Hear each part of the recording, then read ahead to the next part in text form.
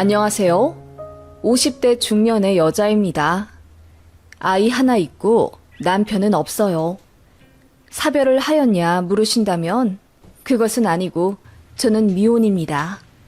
그렇다면 혼자 아이를 낳아 키운 미혼모의 삶을 산 것이냐 물으신다면 그건 반반이라고 할 수 있겠네요.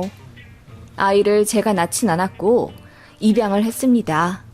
그것도 제 친오빠로부터요. 지금은 제 인생에 있어서 그 선택이 빛과도 같았다 생각이 듭니다. 오빠의 사생아로 태어났지만 지금은 누가 뭐라 해도 내 아이이며 내 딸입니다.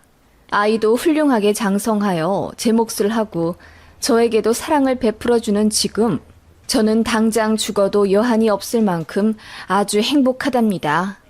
물론 아이를 얻고 제 가족은 이렇습니다. 연을 끊어버렸거든요. 사연 많은 지난날이라 사람들한테 말은 하지 않았지만 여기 이 게시판에 익명의 힘을 빌어 한번 적어 내려가 보려고 합니다. 이런 삶도 있다는 것을 알려주고 싶어서요.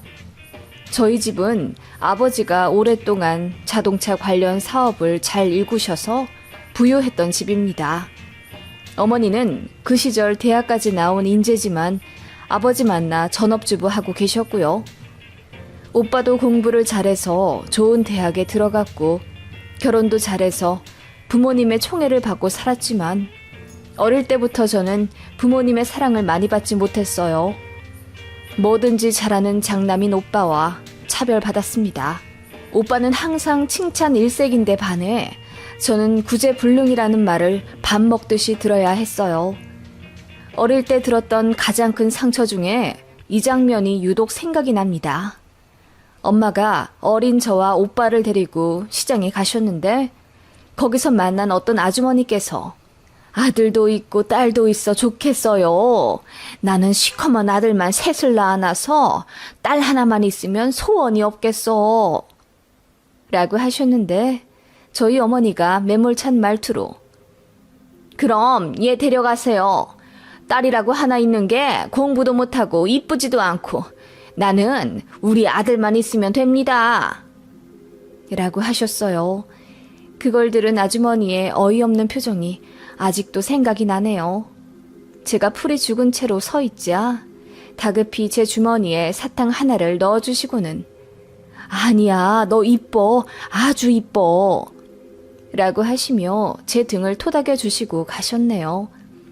그렇게 예쁨 받지도 못한 집안에서 저는 늘 눈치를 보며 자라야 했고 자연스레 학창시절 학교에서도 친구들과 잘 어울리지 못했습니다. 늘 자신감이 없었고 남들이 저를 미워할 거라고 생각했기에 마음이 열리지 않았거든요. 저에게 다가온 친구에게도 어색하게 대해서 친구 관계가 엉망이었어요. 반면 저희 오빠는 부모님의 사랑과 관심을 받으며 잘 자랐고 초중학교 때는 학생회장을 2번이나 맡았습니다. 제가 봐도 오빠는 멋졌어요. 공부도 잘했고 운동도 잘했기에 친구들도 늘 따랐죠. 오빠에 비하면 전 그저 쭈구리에 겉절이일 뿐이었습니다. 부모님이 바라던 인문계 대학교를 문턱도 못 넘어가고 저 혼자만의 결정으로 전문대에 들어간 저는 그야말로 집안의 애물단지 그 자체였습니다. 아버지는 호적을 파라고 소리를 지르셨고 엄마는 제 옷장을 다 뒤져 옷을 버리셨어요. 저 같은 건 애초에 태어나지 말았어야 했다는 악담과 함께요. 오빠는 옆에서 그저 오징어를 뜯으며 지켜볼 뿐이었습니다. 항상 그랬듯 저에게 관심이 없었죠. 저를 무시하는 것도 부모님보다 더하면 더했고요. 밥상 앞에서도 늘 제 앞에는 맛있는 반찬이 없었습니다. 제가 오빠보다 소시지를 하나라도 더 먹을까봐 엄마는 눈에 불을 켜고 감시하셨어요. 그런 편애에 익숙해질 대로 익숙해져 버린 오빠는 당연하듯 저를 아주 하찮게 생각했었고요. 저는 마음이 많이 외롭고 결핍이 많을 수밖에 없었죠. 그치만 제가 처음으로 선택한 전문대에 들어가 제과 제빵을 배우며 깊은 행복감을 느꼈어요. 지금은 디저트 시장이 많이 떴지만 당시에는 빵 만든다고 하면 그것도 기술이냐 하는 분들이 많았어요. 하지만 저는 제과 제빵을 하면서 희망을 가졌고 저만의 멋진 샵을 꼭 내보겠다는 꿈을 꾸게 되었습니다. 그런 제가 부끄럽다며 아버지와 어머니는 차라리 독립을 하라고 하셨지만 저는 돈이 없었어요. 대학 등록금부터 용돈까지 풀세트로 선사해준 오빠와는 달리 저는 한 푼도 지원받지 못했거든요. 마음 같아서는 저도 제 원룸 구해 나가 살고 싶었지만 알바하며 학비 보태고 용돈 쓰는 것도 벅찼던 저는 감히 독립할 여유가 없었습니다.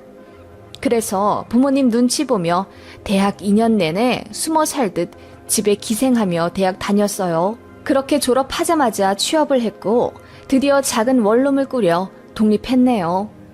비록 보증금 200만 원에 월 25만 원짜리 반지하 새빵이었지만 그래도 참 기뻤어요.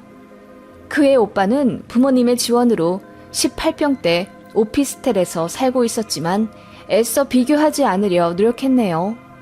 어차피 집에 가도 저를 반겨주지 않는 부모님이니 명절에도 어느 순간 가기 싫어지더군요.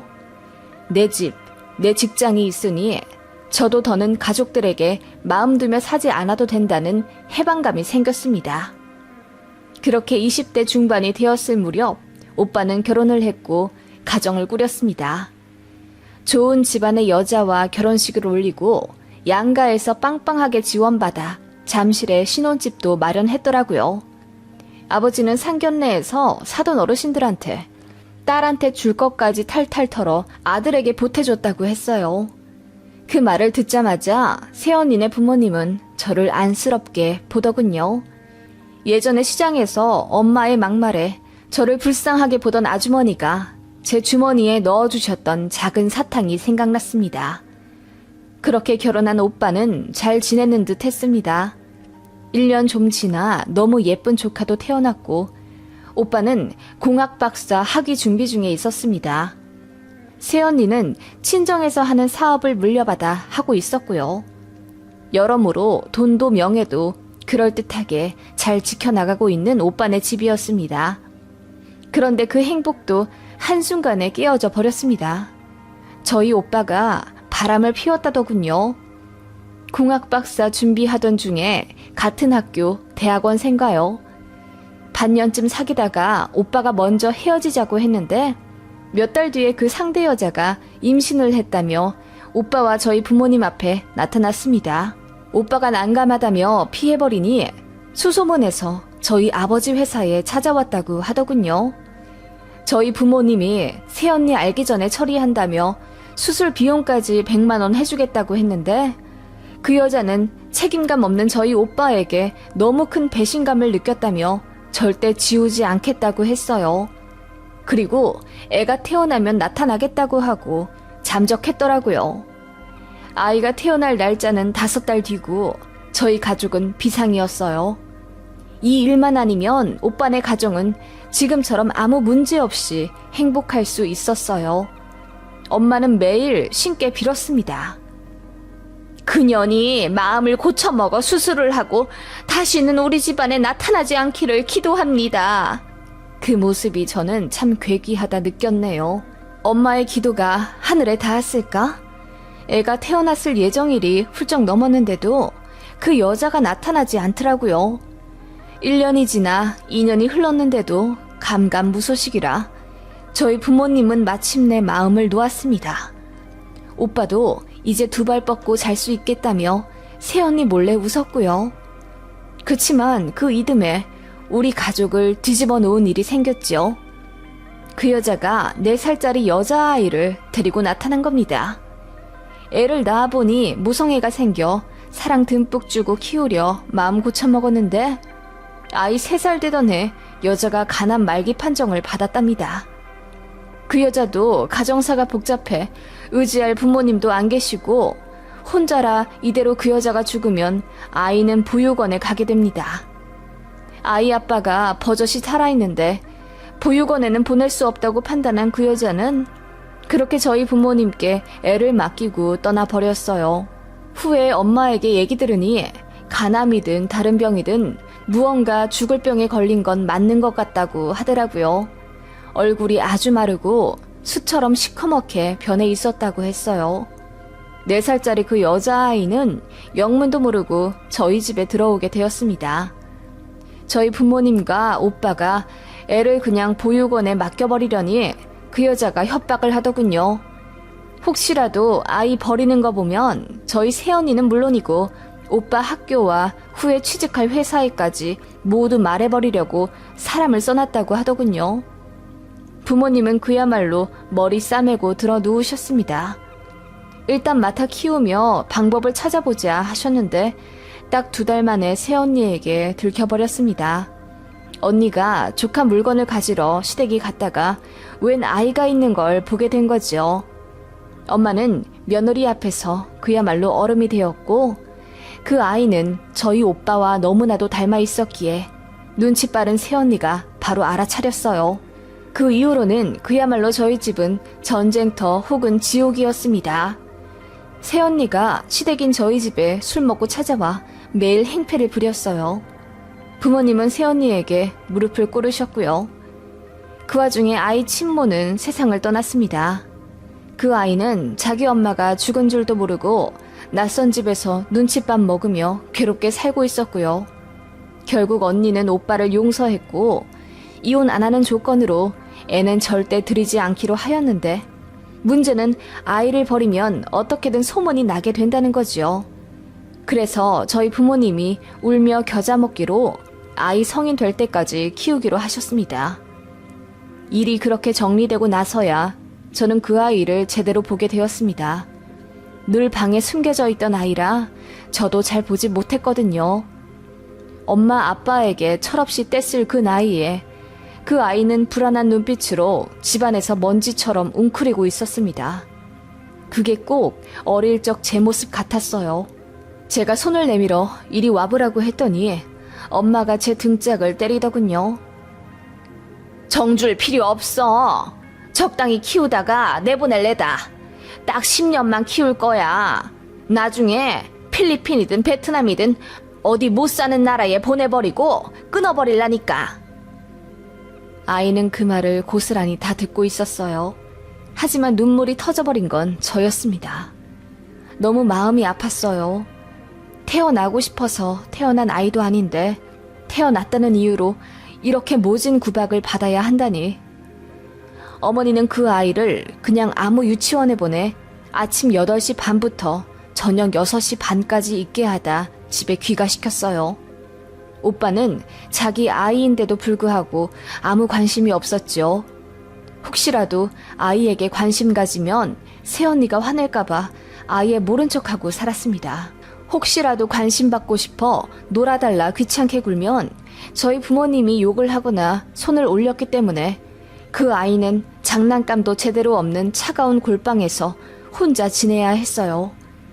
저는 그 아이가 너무 마음이 쓰여 한동안 안 가던 본가를 자주 가게 되었어요. 그 아이를 위해 빵을 만들어가고 그 아이를 위해 예쁜 옷과 신발을 사갔습니다. 아버지 어머니는 혀를 끌끌 차며 또 멍청한 짓거리 하고 앉아있네. 네 조카한테나 그렇게 돈을 써. 라고 하셨어요. 그 말에 저는 태어나 처음으로 불같이 화를 내며 부모님께 대들었습니다. 얘도 내 조카예요. 너무 불쌍해서 눈물이 다 날 지경인데 어머니 아버지는 어쩜 그렇게 매몰차세요? 그 말에 엄마가 기함을 하더군요. 어떻게 쟤를 조카라고 할 수가 있냐면서요. 이따금 오빠네 가족이 본가에 올 때면 죽은 듯이 숨어있는 그 아이가 불쌍했습니다. 오빠는 그 아이를 본체만체 했고 그 아이가 자기의 이복 형제, 그러니까 오빠의 딸에게 말이라도 걸면 큰 죄를 지은 것처럼 혼냈어요. 불쌍한 그 아이는 초등학생이 되니 유일하게 다정이 구는 저에게 의지를 하는지 저를 볼 때마다 세상 어두웠던 표정이 환하게 빛나기 시작했습니다. 그런 그 아이가 너무 마음에 걸려 저는 본가 근처로 이사를 왔습니다. 직장도 그 근처에 잡고 아이 등하교도 제가 시켜주었어요. 다른 학부모들이 저를 엄마로 착각할 만큼 아이에게 잘해줬습니다. 저희 부모님이 돈 아까워 학원도 안 보내는 걸 제가 손수 발품 팔아 좋은 학원 보내주었습니다. 월급은 적지만 아이에게 뭐라도 베풀어주고 싶었어요. 말없던 그 아이는 이제 저에게 쫑알쫑알 이야기를 하기 시작했고 길을 걸을 때면 제 손을 잡았습니다. 저에게 고모라고 부르는데 그게 꼭 엄마라고 부르는 것 같았어요. 이 아이가 꼭 제 어린 시절 같았습니다. 차별받아 상처받은 제 모습과 같아 더 마음이 신경 쓰였던 건 사실이에요. 그치만 모든 걸 떠나 소중한 생명이고 우리의 핏줄인데 짐승보다 못한 취급을 받고 있는 아이가 눈물이 날 정도로 마음 아팠어요. 그러던 와중 새언니의 부모님, 즉 사돈 어르신들께서 저희 집에 있는 아이의 정체를 알게 되셨습니다. 조카가 외갓집에 가서 이 얘기 저 얘기 하는 걸 듣고 유추하신 거죠. 사돈집에서 의문을 제기하고 나서자 저희 부모님은 결국 술을 써야겠다고 생각하셨나 봐요. 저를 붙잡고 눈물을 흘리며 부탁하셨습니다. 네 애라고 해주면 안 되겠니? 니네 오빠 좀 불쌍하게 여겨줘라. 이제 박사 따서 승승장구할 집안인데 그 아이 하나 때문에 다 발목 잡히게 생겼어. 너도 그 아이 이뻐하잖니? 이렇게 된 거 그냥 네가 그 아이 입양해서 엄마 해줘라. 그렇게만 해준다면 우리가 너한테 집도 하나 물려줄 생각이 있다. 엄마, 이 상황에서 누가 더 불쌍한데요? 그 아이는 안 불쌍하고 죄 지은 오빠만 불쌍해요? 그리고 제 인생은요. 저는 평생 결혼하지 말라는 말씀이세요? 너는 어차피 대학도 그저 그런 데 가고 직업도 빵 만드는 시덥잖은 일 하면서 결혼은 무슨 결혼이냐. 네 오빠는 잘 차려진 밥상이지만 너는 아니잖니. 어차피 재산 줄 생각도 없었다. 하지만 네 오빠가 밖에서 나온 저 애만 데리고 나가준다면 우리가 집도 해준다잖니. 엄마의 그 말에 저는 뒷목까지 소름이 돋고 말았습니다. 애초에 우리 부모님은 오빠만 자식으로 생각하고 있었던 거예요. 저 그리고 오빠의 사생아는 그저 우리 가족의 앞날에 거슬리는 돌 같은 존재였던 겁니다. 그걸 뼈저리게 알게 되었던 저는 밤새 울었습니다. 그리고 마음 먹었어요. 어차피 결혼할 생각도 없었습니다. 그리고 그 아이가 너무 불쌍해서 평생 보살펴주고 싶다는 마음도 있었고요. 다만 내가 좋은 보호자가 될 수 있을까 싶어 고민했을 뿐이죠.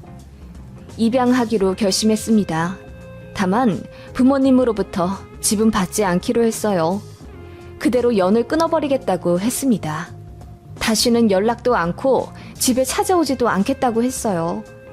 그동안 제가 받은 서름을 1시간 동안 눈물로 이야기하며 제 가슴에 얼마나 큰 멍이 남아있는지 울부짖듯 토하는데도 부모님은 아무것도 기억이 안 난다며 잡아떼는 뻔뻔한 모습을 보이더군요. 더 있을 필요도 없이 날도 밝기 전에 짐 챙겨 아이 데리고 나왔습니다. 그날 제 나이 29살에 저는 미혼모가 되었어요. 모아두었던 돈과 일부 받은 대출로 투룸부터 구했습니다. 아이는 저와 같이 살아서 행복하다고 하더군요. 그런 아이 껴안고 엉엉 울었습니다. 이제 내가 하늘이 되어주겠다고 했더니 아이도 울더군요. 그 아이의 따뜻한 온기가 태어나 처음으로 제게 위로가 되더라고요. 저는 아이를 위해 미친 듯이 일을 했고 그러면서도 아이를 위한 관심과 사랑은 놓지 않았어요. 그렇게 초등학교 졸업시키고 중학교 보내면서까지 아이는 사춘기도 않았습니다. 이 점이 지금 생각해도 가장 마음 아픈 부분 중 하나예요. 자기 할 일 똑부러지게 하고 단 한 번도 제가 해주는 것에 불평하지 않았어요. 그저 햇살처럼 밝게 웃었습니다. 저를 위해 그렇게 하기도 했지만 그 아이 자체가 참 똑똑한 아이였어요. 가진 건 많이 없지만 학교에서 공부 정말 잘했고 친구들도 순하고 착한 애들만 골라 잘 사귀더라고요.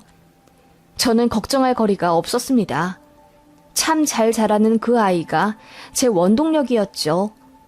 그렇게 저도 열심히 일을 해서 돈도 모으고 마침내 제 가게를 만들었어요. 그쯤 온라인으로 디저트 파는 게 흥하던 시기라 아이가 눈치 빠르게 인터넷몰도 만들어 보자고 해서 그렇게 했더니 장사도 참 잘 됐습니다. 아이도 열심히 공부하더니 성과가 있긴 있었는지 대학을 엄청 좋은 곳에 갔어요. 공교롭게도 오빠가 들어간 그 학교였지요. 솔직히 말하면 당장이라도 집에 연락해서 자랑하고 싶더라고요. 당신들이 버린 그 아이 10수년 후에 이렇게나 잘 되어 훌륭하게 컸다고요. 그리고 저 역시 연매출 3억에 달성한 디저트 CEO가 되었고요.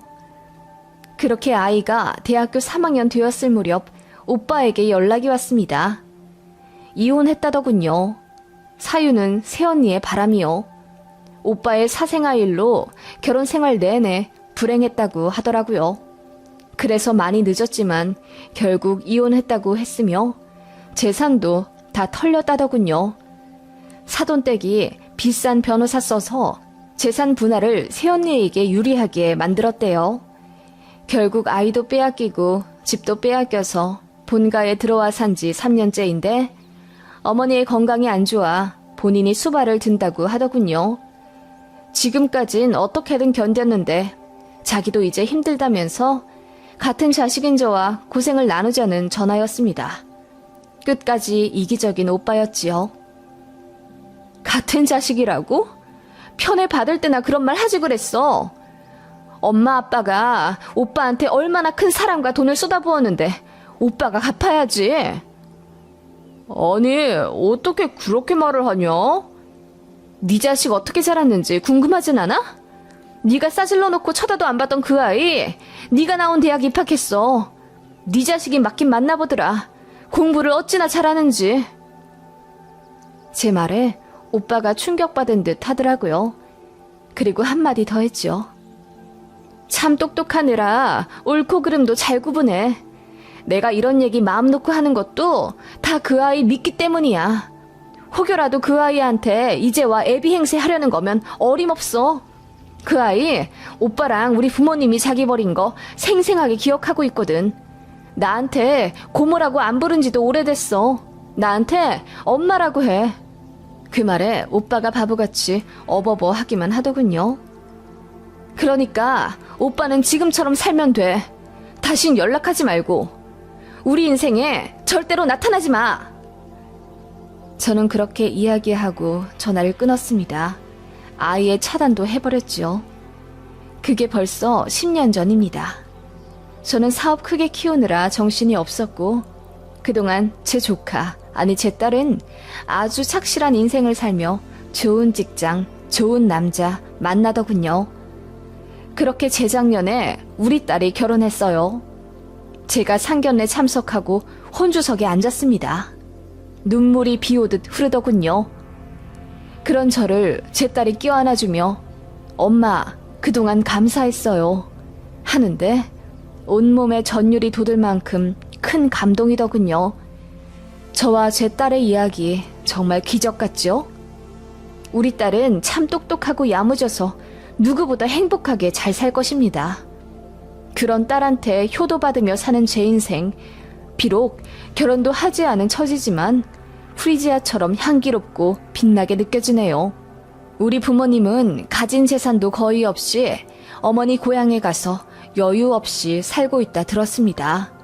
오빠는 박사까지 하며 승승장구하더니 이혼부터 인생이 꼬였는지 지금은 제대로 된 대우도 못 받고 그저 그런 회사에서 일한다더군요. 부모님께 받은 재산도 다 말아먹은 듯 하고요. 제 가족이라 꼬시다고 말은 못하겠지만 결국은 다 자업자득인 것 같아요. 정을 받지 않고 자라 그런지 저도 정은 없네요. 부모님께 연락 와도 눈 하나 깜짝하지 않을 자신이 있습니다. 사실 연락이 왔으면 좋겠습니다. 당신들의 행동과 선택에 만족하냐고 묻고 싶거든요. 아마도 많이 후회하시겠죠?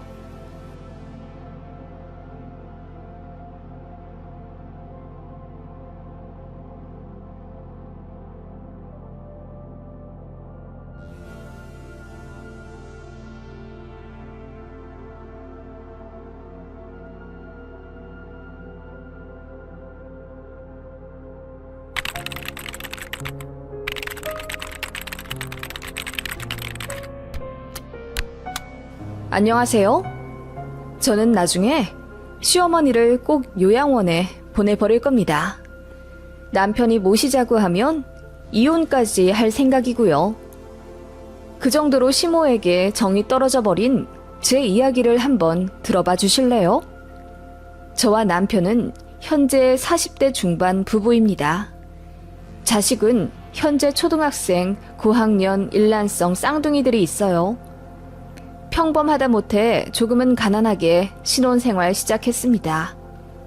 연애할 때 저는 학원 강사였고 남편은 시부모님이 하시던 유통사업을 물려받아 하고 있었는데 당시 시댁 쪽 사업이 잘 되었습니다. 그래서 제가 알기로 당시 시댁이 보유한 집이 세 채였고 차도 아버님 어머님 각각 고급 세단 몰고 다니실 정도로 부유하셨어요. 그래서인지 제가 급이 안 맞는다고 생각하셨나 봐요. 제 남편은 5년 연애하던 저와 결혼까지 할 생각이었고 저도 남편이 너무 좋아 차마 헤어지고 싶진 않았습니다. 하지만 어머님이 집에서 아들 불러 크게 호통치며 지금 만나는 여자랑 헤어져라. 더 좋은 여자 만나게 해주겠다. 잔소리를 하셨다더군요. 남편이 따로 저에게 전해주진 않았는데 나중에 어머님으로부터 듣게 되었지요. 당시에 아들한테 사자 며느리 붙여주고 싶었는데 제가 떡하니 아들 옆에 있어서 꼴 사나웠다고요. 그렇게 반대하셨는데 상황이 역전되었습니다. 아버님이 사업상 치명적인 실수를 하셔서 한순간에 회사가 넘어갔고 빚 갚느라 시댁이 갖고 있던 집이며 차를 전부 다 팔아야 했어요. 그래도 수습이 안 되어 제 남편이 결혼 자금 하려고 모아두었던 1억 2천만 원까지 다 가져가셨습니다. 그리고 얼마 대출을 더 받고 나서야 잔불까지 진화가 되었지요. 고작 반년 만에 가세가 기울 정도로 힘들어질 줄 저도 몰랐습니다. 남편이 정말 많이 힘들어했고 이제 돈 없는 본인을 떠나도 된다며 술 먹고 울기까지 했는데 당시에는 사랑이 뭔지 그 남자가 너무 안쓰럽게 보였어요. 그래서 상관없다고 하고 결혼하겠다고 했습니다. 시어머니는 그렇게 마음에 안 들던 저를 가세가 기운 후에야 받아주시더군요. 제가 모아둔 7천만 원으로 수도권에 있는 작은 빌라 얻어서 남편이랑 알콩달콩 살았습니다. 둘이 합쳐 600만 원 정도 벌었는데 한 달에 100만 원씩 꼬박꼬박 시댁에 보내면서도 행복했어요. 우린 젊으니 기회가 많다는 생각에 남편과 희망찬 신혼생활 했습니다. 시댁은 수도권 큰 도시에 사시다가 사업 망한 후로 아버님 고향인 시골에 내려가 20평대 엘리베이터 없는 아파트에서 생활 중이셨습니다. 아버님은 다신 사업 안 할 거라며 아는 분 밑으로 들어가 기계 다루는 일을 시작하셨고요. 어머님은 그대로 전업주부 하셨습니다. 아버님 벌이가 시원찮았기 때문에 저희가 100만 원씩 꼬박꼬박 보내드릴 수밖에 없었지요. 솔직히 100만 원이나 보내드리는 게 쉽진 않았습니다. 날이 갈수록 치솟아 올라가는 집값과 물가, 그리고 2세 계획이 있어 저축을 해야 하는 상황인데 시댁에 매달 큰돈 들어가는 게 부담스럽긴 했어요. 그치만 정말 자상하고 너그러운 아버님, 사업 망한 후 우울증이 와서 힘들어하시는 시어머니를 생각하면 안 들을 수가 없었지요. 두 분 다 처음에는 저희에게 고맙다고 하셨습니다. 그런데 어머님은 나중에는 당연하게 생각하시더군요. 아버님 몰래 50만 원만 더 보내주면 안 되겠냐, 신용카드를 아예 하나 주면 안 되겠냐 등 무리한 부탁을 하셨어요. 그것도 남편 말고 저한테만 전화를 하셔서 말이죠. 그래서 몇 번 거절했더니 어머님이 되게 서운해 하시더라고요. 그리고 제가 깜빡하고 돈을 좀 늦게 넣어드렸더니 바로 전화해선 너 일부러 그러니? 갑질하려고? 그깟 100만 원 없이도 잘만 산다. 이럴 거면 보내지 말아라. 라고 하시며 소리를 지르시더라고요. 그 바람에 남편과 어머님이랑 대판 싸우게 되었고 그 이후로는 아주 서먹한 관계가 되었습니다. 그 이듬해 제가 쌍둥이를 가졌고 오랜만에 연락드리며 임신했다고 말씀드리니 축하한다고 하시며 뭐 애 낳는다고 돈은 안 줘도 되지? 라고 하시는데 솔직히 정말 황당하더군요. 어른이라고 다 같은 어른 아니라는 거 알지만 어머님한테 정말 실망스럽더군요. 그 이후로는 저도 정말 최소한의 안부 전화만 드리고 거의 명절에만 가는 등 딱 기본적인 도리만 했습니다. 여전히 시댁에는 100만 원씩 보내드렸고 고마워해 주시는 아버님하고만 연락하며 살았습니다. 그렇게 지내고 있었는데 저희 애들 유치원 들어갈 때쯤 아버님이 갑자기 돌아가셨습니다. 사고였어요. 아버님은 갑자기 가시게 되었지만 불행 중 다행인지 산재 처리도 제대로 되었고 아버님 보험금이 꽤 많이 나왔습니다. 그래서 어머님이 아주 큰 병에 걸리신 게 아니라면 노후는 걱정 없을 정도의 금액을 받게 되었지요. 저나 남편이나 아버님을 잃은 건 이루 말할 수 없는 슬픔이지만 홀로 남을 어머님 생각하면 다행이라고 여겼지요. 저희는 그뿐인데 어머님은 저희가 보험금을 노린다고 생각하셨나 봐요. 아버님 돌아가시고 어머님 외롭게 혼자 계시는 게 마음에 걸려 전화도 자주 드리고 애들 데리고 2달에 한 번씩 찾아뵙기 시작하니 어머님이 가늘게 뱀눈을 하고서는 너희 왜 갑자기 안 하던 짓을 하니? 우리 남편 보험금 갈라먹으려고 그러는 거니? 라고 하시더군요. 그 말에 남편이 서운하다고 눈물까지 보였어요. 이제 다신 안 온다고 큰소리치며 짐 싸니 그제야 어머님이 붙잡으며 아니면 됐다. 내가 과부가 되니 예민해져서 그런다. 라며 저희에게 사과하셨죠. 그치만 남편은 이미 감정이 상해 이제 어머니 돈 많아졌으니 매달 드리던 돈 안 드리겠다고 하더군요. 그러자 어머님이 더 화를 내며 한동안 우리 안 보겠다 하셨고요. 이래나 저래나 참 마음 안 가는 시어머니였습니다. 워낙 저희 애들한테 돈 안 쓰고 정 안 주던 분이라 초등학교 입학했을 때도 기대 안 했는데 웬일로 가방 사라고 10만 원씩 주시더군요. 고맙게 생각했는데 알고 보니 이유가 있더라고요. 어머님이 당뇨 진단을 받으셨다고 하더군요. 저는 가족력도 없고 주변에 당뇨 걸린 사람이 아무도 없어서 잘 몰랐는데요. 식단도 조심해야 하고 병원도 자주 가야 한다더군요. 애들 초등학교 입학 축하금 주시고 그 일주일 뒤에 어머님이 저에게 전화를 거셔서 애미야, 나 당뇨 진단 받았는데 좀 큰 병원 다니면서 관리하고 싶구나. 다음 주에 휴가 내서 나 좀 병원에 데려가 줄 수 있겠니? 라고 부탁하시더군요. 남편에게 얘기해보겠다고 하니 이왕이면 같은 여자인 며느리가 편한데 그거 귀찮아서 남편한테 넘기냐고 삐지시더라고요. 그래서 하는 수 없이 제가 모시고 병원 갔습니다. 어머님은 그 이후로 제가 편해지셨는지 본인 식단 해야 하니까 인터넷으로 이것저것 주문해서 시댁에 보내달라고 부탁하기 시작하셨습니다. 그렇게 몸 한 군데 고장나기 시작하니 뭔가 겁이 덜컥 나신 건지 저희 부부한테도 더 자주 연락하시고 우리 애들 핸드폰 샀다고 하니 전화번호도 다 저장하셔서는 일주일에 한 번씩 전화하시더라고요. 다정하고 사랑이 많은 외할머니한테는 애들도 살갑게 굴지만 본인들한테 관심도 없고 정도 없는 친할머니를 애들도 별로 따르지 않았어요. 그래서 할머니한테 전화 오는 것도 애들이 부담스러워 하더라고요. 저도 어머님이 왜 그러시는지 눈에 보이니 솔직히 너무 짜증이 났고요. 어머님의 당뇨 진단 후 딱히 건강에는 큰 이상이 없는데도 어머님은 저희에게 의지하려 하셨고 어떤 명절에는 저희 가려는데 붙잡고 내년에는 같이 살까? 원래 애들이 조부모랑 같이 살면 좋다더라. 예의도 배우고 사랑도 듬뿍 받고 라고 하시며 은근히 합가하길 바라시더라고요. 그 말에 남편이 먼저 딱 잘라 아직 합가는 이르다고 했습니다. 그랬더니 대놓고 서운해 하시더라고요. 그러던 와중 저희 친정 어머니가 오빠네 집에 볼일 보러 오시며 저희 집에도 들리셨어요. 오신 김에 이틀 주무시고 가셨는데 그 사이에 시어머니에게 전화가 왔습니다.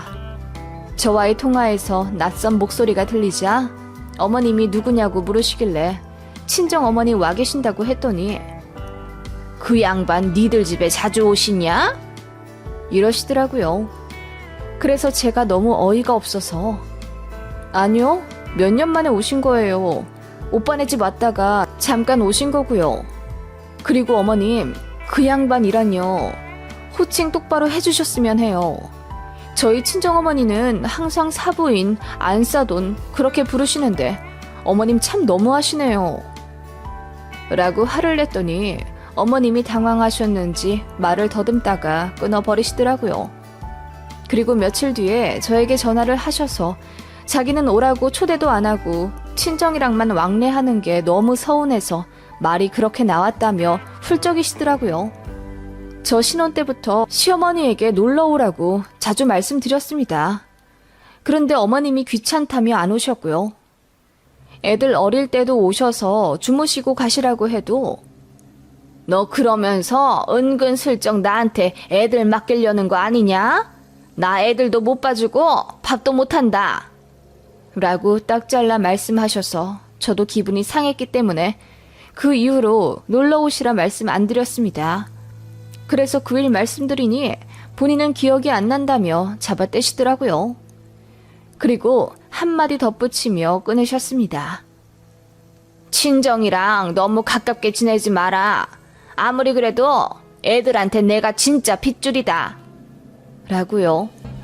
참 어이가 없었죠. 그런 시어머니였기에 저도 도통 정이 가지 않았습니다. 남편조차도 본인 어머니보다 제 친정 어머니랑 같이 있는 걸 편안해하니 말 다 했지요. 그렇게 몇 년 지났습니다. 애들이 벌써 조금 있으면 중학교 들어갈 나이가 되었고요. 그러는 동안 어른들은 나이를 먹었고 친정 어머니 역시 연로하셔서 많이 편찮으시게 되었어요. 저희 오빠랑 제가 번갈아가며 반년에 한 달 정도씩 엄마를 모셨어요. 다행히 저랑 오빠는 남매 간의 사이가 좋고 엄마도 자식들한테 패기치는 거 너무 싫어하시는 성격이라 같이 있는 동안 트러블 하나 없었습니다. 그러다가 엄마가 자식들 집으로 이동하시는 게 더 힘들다고 하셔서 계시는 도시 쪽의 요양병원을 알아봐달라 하시더군요. 그래서 오빠와 상의하며 요양병원을 알아보고 있었죠.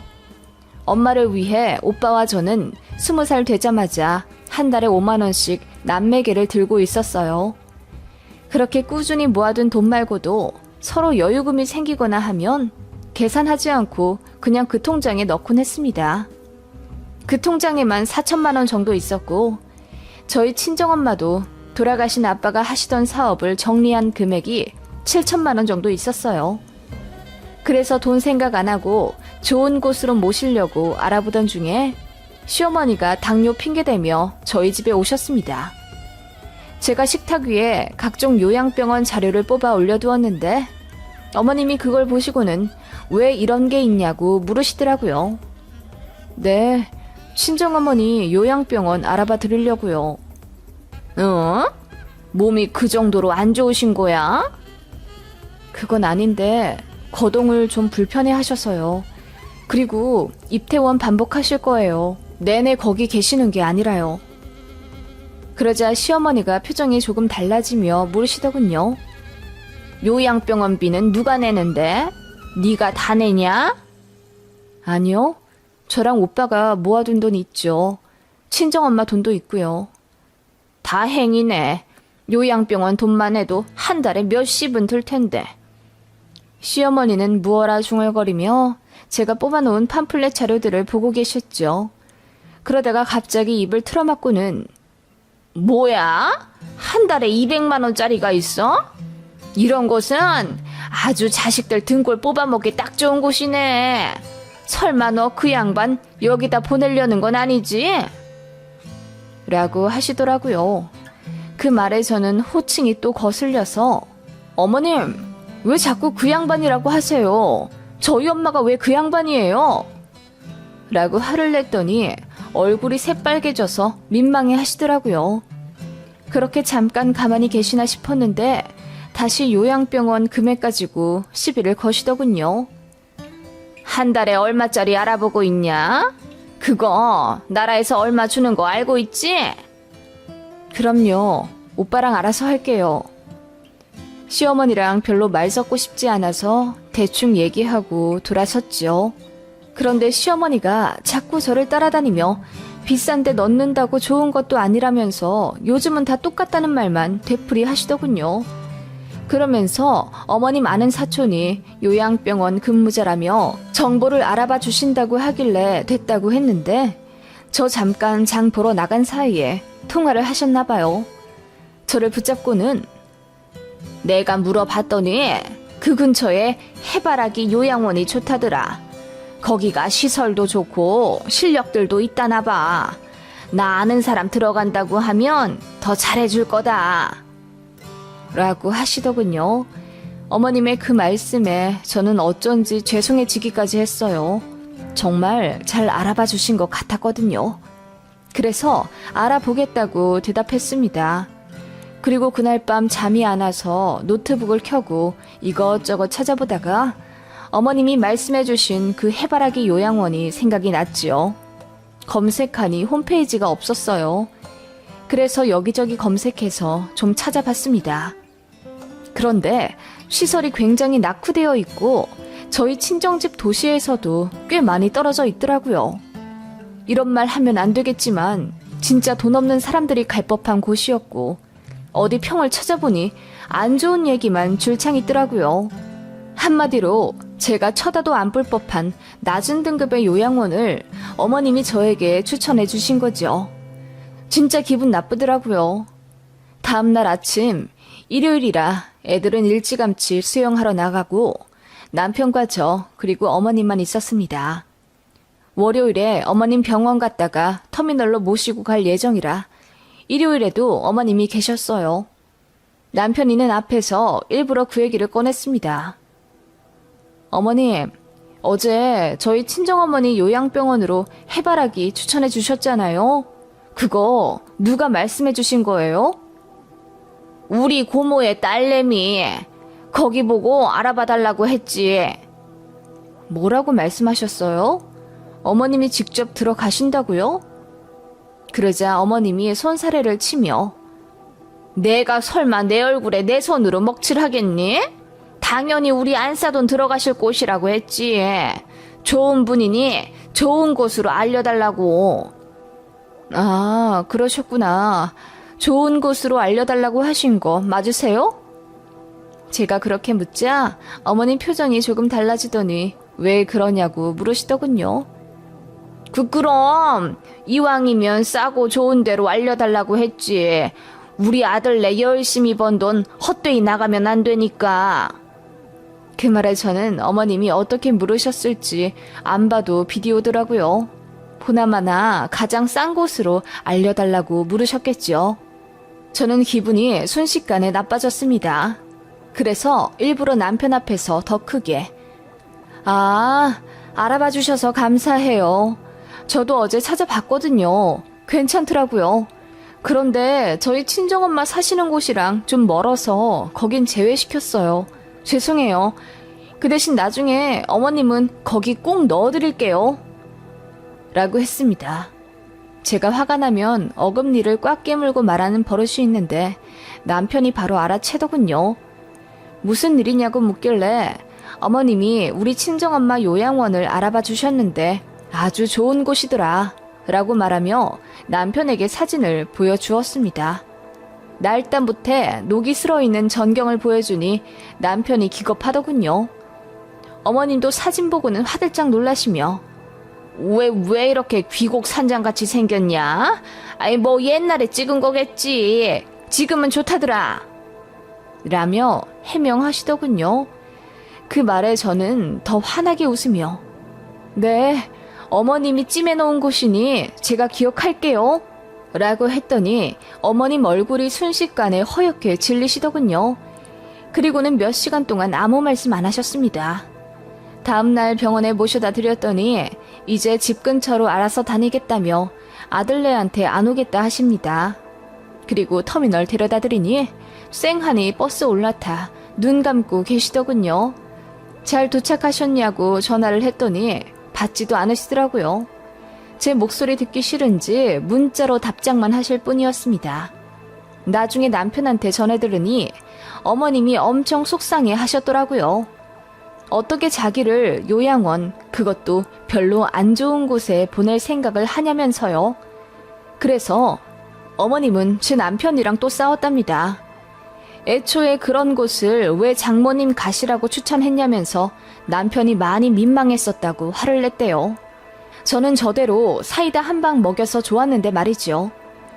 그날 있고 나서 2달 뒤가 명절이었는데 어머님이 오지 말라 하시더군요. 오히려 좋았습니다. 저도 어머님 뵙기 싫었으니까요. 그날 이후로 1년에 2번 보는 게 다고 시댁 경조사 있으면 남편만 알아서 갑니다. 저희 친정어머니는 요양병원 2달 계시다가 건강이 많이 회복되셔서 지금은 집에 계시고요. 혹시 다시 가시게 되면 시어머니 보란 듯이 최고 좋은 곳 모실랍니다. 음흉하고 인정 없는 시어머니는 솔직히 상관도 하기 싫고요. 제가 본인을 요양원에, 그것도 본인이 알려준 그 허름한 요양원에 보내버린다는 그 한마디에 꽂혀서 저에게 화가 난 듯한데 저는 더 열받네요. 그런 곳을 제 친정엄마가 가는 건 괜찮고요. 시어머니가 기분 나빠하시는 게 더 화가 나요. 저도 이대로 시어머니 기분 절대 안 풀어드리고 대면 살랍니다. 그나마 했던 도리도 하기 싫어지네요. 이제 아버님이 남기고 간 돈도 많이 쓰셔서 슬슬 생활비 달라고 하실 것 같은데 저는 모르는 척 할랍니다. 그동안 몇십 년간 어머님한테 받았던 서름이 이제야 복받쳐 오르네요.